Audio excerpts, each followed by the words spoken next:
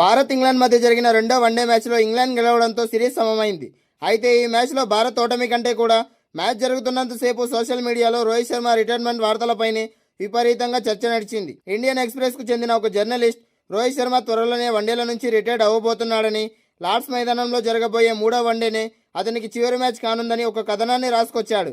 2027 ప్రపంచ కప్ ప్రణాళికల్లో రోహిత్ శర్మ లేడనే విషయాన్ని బీసీసీఐ పెద్దలు ఇప్పటికే రోహిత్ శర్మకి చెప్పారని, ఈ నిర్ణయంపై కూడా రోహిత్ శర్మ తీవ్ర అసంతృప్తిలో ఉన్నాడని ఆ వార్త సారాంశం. ఈ వార్త బయటికి రావడంతో సోషల్ మీడియా ఒక్కసారిగా ఊగిపోయింది. రోహిత్ అభిమానులు తీవ్ర ఆగ్రహం వ్యక్తం చేస్తూ అటు కోచ్ గంభీర్ను, ఇటు బీసీసీఐని లక్ష్యంగా చేసుకుని విమర్శల వర్షం కురిపించడం ప్రారంభించారు. ఇంగ్లాండ్ వన్డే సిరీస్లో రోహిత్ శర్మ ఏమాత్రం ప్రభావం చూపలేదు. రెండో వన్డేలో రోహిత్ శర్మ 47 బంతుల్లో 26 పరుగులు మాత్రమే చేసి అవుట్ అయిన వెంటనే అతడి రిటైర్మెంట్ గురించి పుకార్లు తీవ్ర రూపం దాల్చాయి. అయితే ఈ విషయం చిలికి చిలికి గాలివానగా మారుతున్న తరుణంలో రెండో వన్డే ముగిసిన తర్వాత భారత బ్యాటింగ్ కోచ్ శితాంశు కోటక్ కీలక వ్యాఖ్యలు చేశాడు. రోహిత్ శర్మ ఫామ్ గురించి, జట్టులో అతని స్థానం గురించి శితాంశు కోటక్ మాట్లాడుతూ, రోహిత్ శర్మ లాంటి దిగ్గజ ఆటగాడు బయట వినిపించే ఇలాంటి పుకార్లను లేదా అనవసరమైన విషయాలను అస్సలు పట్టించుకోనవసరం లేదు. ఎందుకంటే ప్రస్తుతం అతను ఎదుర్కొంటున్న ఫామ్ సమస్య కేవలం తాత్కాలికం మాత్రమే. జట్టు మేనేజ్మెంట్ అతనిపై పూర్తి నమ్మకంతో ఉంది. త్వరలోనే అతడు పూర్వ వైభవాన్ని అందుకుని జట్టును ముందుండి నడిపిస్తాడు. రోహిత్ శర్మపై ఎటువంటి ఒత్తిడి లేదు.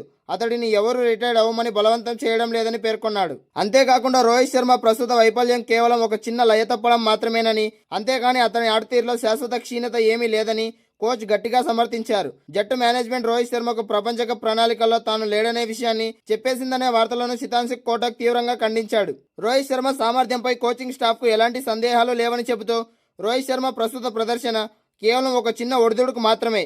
రాబోయే లార్డ్స్ వన్డే మ్యాచ్లో అతను తనదైన దూకుడు స్టైల్లో బ్యాటింగ్ చేసి మళ్లీ ఫామ్ అందుకుంటాడనే నమ్మకం మాకుందని స్పష్టం చేశాడు. ఈ వివరణతో రోహిత్ శర్మ రిటైర్మెంట్ పుకార్లకు ప్రస్తుతానికి తెరపడింది. అలాగే అభిమానుల్లో నెలకొన్న ఆందోళన కూడా కాస్త సద్దుమణిగింది. టీమిండియా ఇంగ్లాండ్ మధ్య జరిగిన రెండవ వన్డేలో టీమిండియా 4 వికెట్ల తేడాతో ఓటమి పాలైంది.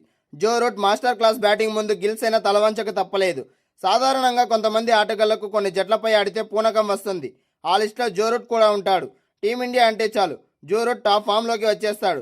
ఈ రోజు కూడా అదే జరిగింది. జో రూట్ ఉగ్రరూపం చూపిస్తూ టీమిండియా గెలుపును దరిదాపుల్లో లేకుండా చేసి ఇంగ్లాండ్ను గెలిపించాడు. ఈ విజయంతో ఇంగ్లీష్ సిరీస్ను సమం చేసింది. ఈ మ్యాచ్ జరిగిన కార్డిఫ్ మైదానంలో 300 కంటే తక్కువ స్కోర్ను డిఫెండ్ చేసుకున్న చరిత్రే లేదట. అలాంటిది మనవాళ్ళు కేవలం 233 పరుగులకే చేతులెత్తేశారు. ఒక దశలో 178 పరుగుల వద్ద 3 వికెట్లు నష్టపోయి బలంగా కనిపించిన మన బ్యాటింగ్ లైనప్ కోహ్లీ అవుట్ అవ్వగానే పీకమేడలా కుప్పకూలిపోయింది. చివర్లో 55 పరుగులు చేసి 7 వికెట్లు సమర్పించుకున్నారు. దీన్ని బట్టి మన బ్యాటింగ్ ఆర్డర్ ఎలా కుప్పకూలిందో అర్థం చేసుకోవచ్చు. అక్షర్ పటేల్ గత మ్యాచ్ ఫామ్ను ఎక్కడో మర్చిపోయి వస్తే శివం దుబే ఏకంగా బ్యాటింగ్ చేయడమే మర్చిపోయాడు. వాషింగ్టన్ సుందర్ గాయంతో త్వరగా అవుట్ అయ్యాడు. అసలు బౌలింగే చేయలేకపోయాడు. దీంతో ఇండియా కేవలం 5 బౌలర్స్తో బౌలింగ్ వేయాల్సి వచ్చింది. అయితే మ్యాచ్ ఓడిపోయినాక మనకు ఒక గుడ్ న్యూస్ అయితే ఉంది. ఇంత దరిద్రంలో కూడా మన బౌలర్లు చూపించిన తెగువ, క్రమశిక్షణ అద్భుతమని చెప్పాలి. తక్కువ స్కోరే అయినా వాళ్ళు ఇంగ్లాండ్పై పెట్టిన ఒత్తిడి, ఖచ్చితత్వంతో వేసిన బౌలింగ్, టెన్షన్ పెట్టిన తీరు ఎంతగానో ఆకట్టుకుంది. అలాగే అతి తక్కువ మంది బౌలర్స్తో శుభ్మన్ గిల్ బౌలింగ్ రొటేషన్ చేసిన విధానం, కేవలం 3 స్పెషలిస్ట్ బౌలర్లతో 2 ఆల్రౌండర్స్తో అతను నెట్టుకొచ్చిన తీరు మనకొక పెద్ద బూస్టర్ అని చెప్పవచ్చు. ఓటమి బాధ ఉన్నా కెప్టెన్ శుభ్మన్ గిల్ నాయకత్వ లక్షణాలు చూస్తే భవిష్యత్తు మీద ఒక భరోసా అయితే కనిపిస్తుంది. 234 పరుగుల లక్ష్యంతో దిగిన ఇంగ్లాండ్కి మన బౌలర్లు ఆరంభంలోనే సినిమా చూపించారు. మొదటి బంతికే ఓపెనర్ డకెట్ను బుమ్రా అవుట్ చేశాడు. వన్డే క్రికెట్ చరిత్రలోనే ఇండియా మీద ఒక ఇంగ్లాండ్ బ్యాటర్ ఇన్నింగ్స్ మొదటి బంతికే అవుట్ అవ్వడం ఇదే తొలిసారి. ఆ తర్వాత ప్రసిద్ధ్ కృష్ణ జేకబ్ బెతల్ని 4 పరుగులకే పెవిలియన్ చేర్చాడు. బుమ్రా, ప్రసిద్ధ్ కృష్ణ, గుర్నూర్ బ్రాడ్ కలిసి అద్భుతమైన బౌలింగ్తో ఇంగ్లాండ్ను ముప్పు తిప్పలు పెడుతున్న ఆ ప్రెజర్ టైంలో కూడా క్రీజ్లోకి వచ్చిన జో రూట్ మన బౌలర్లకు ఒక కొరకరాని కొయ్యలా మారిపోయాడు. ఒక పక్క హారీ బ్రూక్ 16 పరుగులకి బ్రార్ బౌలింగ్లో, అలాగే శామ్ కరన్ 26 పరుగులకి శివం దుబే బౌలింగ్లో వెనుదిరిగిన రూట్ ఆత్మస్థైర్యం మాత్రం చెక్కు చెదరలేదు. టెస్టులైనా వన్డేలైనా ఇండియా మీద కక్ష కట్టినట్టు ఆడే రూట్ ఈ రోజు కూడా తన టెక్స్ట్ బుక్ షాట్స్తో, మాస్టర్ క్లాస్ డిఫెన్స్తో మనందరికీ చుక్కలు చూపించాడు. ఒక బ్యాటర్ని కరెక్ట్గా చెక్కితే ఎలా ఉంటాడో రూట్ని చూస్తే అర్థమవుతుంది. రూట్ ఎంత ఓపికతో ఇంగ్లాండ్ను గెలిపించే బాధ్యతను తన భుజాలపై వేసుకుని యాంకర్ రోల్ ప్లే చేశాడు. తీరా సెంచరీ అవుతుందేమో అనుకుంటే జో రూట్ 99 పరుగులు ఉండగా అట్కిన్సన్ బౌండరీ బాదడంతో రూట్ సెంచరీ చేజార్చుకున్నాడు. అదే ఇండియాలో జరిగి ఉంటే ఆ సెంచరీ మిస్ అయిందని పెద్ద హాట్ న్యూస్గా చేసేవాళ్ళు. ఇలాంటి క్లిష్టమైన పిచ్చుల మీద ఎలా ఆడాలో మన టాప్ ఆర్డర్ బ్యాటర్లు రూట్ని చూసి నేర్చుకోవాలి. అదే సమయంలో మనం చివరి వన్డే గెలవాలి అంటే రూట్ని ఎలా అవుట్ చేయాలో సీరియస్గా ఆలోచించాలి. ఈ మ్యాచ్లో మన వాళ్ళ ఓటమికి ప్రధాన కారణం middle order lower order failure.